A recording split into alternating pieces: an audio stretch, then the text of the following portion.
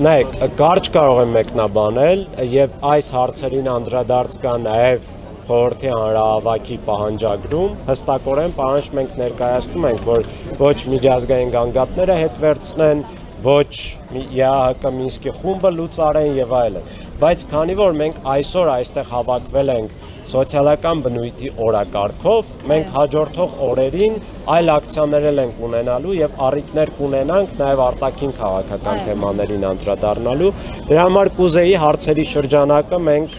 ամփոփենք զուտ սոցիալական բնույթի հարցերով։ Պարոն Բեկլարյան, Հայաստանի վարչապետը բարձրագույն միջազգային տարբեր հարթակներում Հայաստանը ներկայացնում է որպես ժողովրդավար պետություն։ Որքան է ժողովրդավար նրա վարած քաղաքականությունը, եթե իր հայրենակիցներին այսօր թողնում է փաստացի դրսում միջազգային մարդու իրավունքների տեսանկյունից արդյոք սա կոպտագույն խախտում չէ։ Նայեք, ժողովրդավարության գլխավոր սկզբունքներից մեկը ներառականությունն է։ Եվ ես որպես արցախցիների իրավունքների պաշտպանության խորհրդի անդամ ուղղակի կարող եմ խորհրդի անունից էլ արձանագրել, որ չկա ներառականություն արցախցիների վերաբերյալ որոշումներ կայացնելիս։ Բայց որպես Արտակ Բեգլարյան փորձագետ, իրավապաշտպան, ես կարող եմ լրացուցիչ էլ արձանագրել, որ շատ լուրջ խնդիրներ կան նաև մնացած ծրագրերում, ոչ միայն արցախցիներին, այլ ընդհանրապես ես տեսնում եմ, որ ներառականության շատ լուրջ խնդիր կա։ Այս իշխանությունները չեն ցանկանում շահառուների, քաղաքացիների կարծիքը հաշվի առնել եւ հետադարձ կարծիքի մեխանիզմները ընդհանրապես չեն էլ գործում։ Իսկ սա արդեն ժողովրդավարության սկզբունքների շատ լուրջ խախտում է։ Էլ մնացածի մասին չեմ խոսում, որ Արցախի վերաբերյալ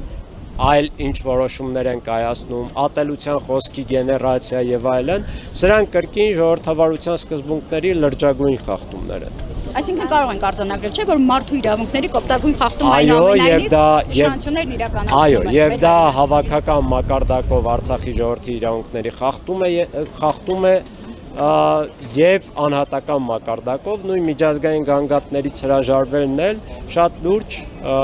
մարդու իրավունքների խախտում է։ Պարոն Բեկլարյան, իսկ դուք ունեք դիտարկումներ, որքանով քանի տոկոս արցախցիների լուրջ խնդրի առաջ կկանգնի այս աջակցության ծրագրերի կրճատման դեպքում եւ արտագաղթի ինչ ծավալ կլինի։ Նայեք, իրենք էլ պաշտոնապես ինչ որ թվեր ասել են եւ նաեւ որոշ խմբերի հետ հանդիպումների ժամանակ իմ տեղեկություններով մոտ 100,000 անձ իմաստանում է բնակվարձի աջակցություն եւ ապրիլից իրենք ամբողջապես կտրելու են մոտավոր 55, որքան գիտեմ 50-ից 55,000 քաղաքացիների աջակցությունը, իսկ 45,000-ը ստանալու են ավելի կրճատ աջակցություն, ավելի քիչ։ Բայց նորից ասեմ, որ մենք ավելի շատ ոչ թե բնակվարձի աջակցության ծրագրի համար ենք պայքարում, այլ մենք պայքարում ենք, որ արժանապատիվ, կայուն, արդյունավետ բնակարանային ծրագիր գործի։ Նայեք, իրենք ինչ են անում։ Իրենք բնակվարձի աջակցությունը կտրում են շատերի համար, հենց այս պահին,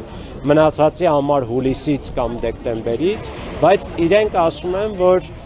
արցախցիների մի զգալի տոկոսը կարող է դիմել բնակարանային ծրագրին այս հուլիսի 1-ից։ Մյուս տոկոսը կարող է դիմել դեռ 26 թվականի հուլիսի 1-ից։ Այսինքն այս մարդկանց, ու դրանք տասնյակ հազար անձինք են,